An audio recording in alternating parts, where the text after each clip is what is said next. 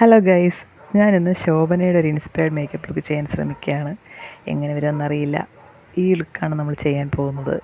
അതിനുവേണ്ടി ഞാൻ ആദ്യം കൺമഷി എടുത്തിട്ട് കണ്ണ് നിറച്ച് വാരി തേച്ചിട്ടുണ്ട്.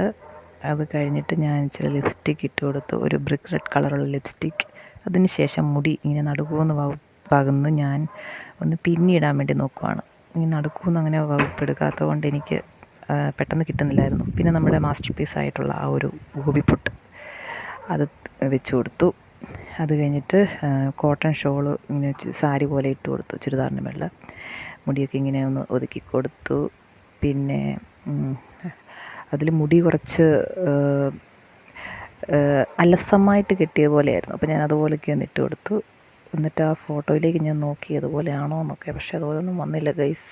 പിന്നെ ഞാൻ മേളോട്ട് നോക്കിയ പോലെയായിരുന്നു ഫോട്ടോ ഇരുന്നത്. അപ്പോൾ ഞാൻ അതുപോലെ ലുക്ക് കൊടുത്തു. ഇതാണ് നമ്മുടെ ഫൈനൽ.